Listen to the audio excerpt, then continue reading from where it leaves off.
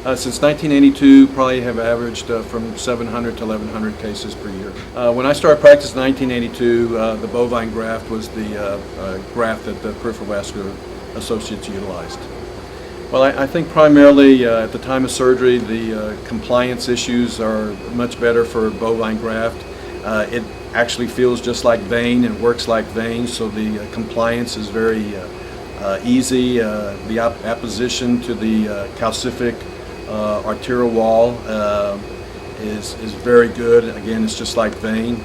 In our patient population, the arteries are very small, very calcific, and synthetic PTFE grafts sometimes hard to get apposition to the wall, whereas bovine graft is much easier. Another factor is bleeding. Again, it acts much like vein. There's rarely any bleeding after the anastomosis is performed, and rarely do we ever have to use Surgicel or thrombin to complete the hemostasis at the anastomosis. When we do have to thrombectomize the graft, it's much easier. There's no ingrowth of tissue within the graft. It's much easier to operate on when we have to reopen or thrombectomize the graft. The synthetic grafts, you can even see it at the time of placement of the graft. There's some weeping of the tissue, and because of that, there's usually a skin reaction. There's some redness on the tissue, and that usually delays the accessing the PTFE graft for at least 14 days. Whereas bovine graft, because of the natural collagen, there's no weeping, there's no skin reaction. And normally we access the bovine graft in approximately 7 days. We've actually used it even earlier, 5 days. But because of that, because there's no skin reaction, bovine graft is a much better graft to use. I just think that's the preferred graft in my hands and in our group's hands. I don't think there's any other time that we would place PTFE over bovine graft. For me, it's a doctor preference, and I believe the patients just do better with the bovine graft.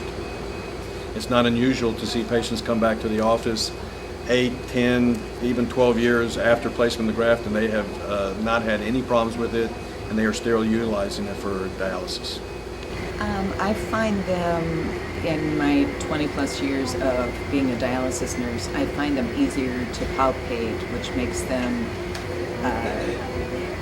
easier to cannulate.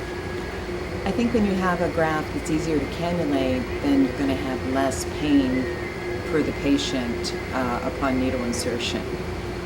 I think with an easier graft to palpate, you can rotate the sites more, and you should rotate the sites more so you have less trauma to the graft, which would mean greater longevity of the graft and less hospitalizations, which in turn would create less stress for the patient, less expense, and hopefully they would not end up with a temporary catheter that could lead to infection. Most of the time they put these people in the hospital for another treatment and correct the graft and come back to dialysis a few days after. I have a very good graft. Yeah, no, I never have any problems during the 2 years I have with the graft.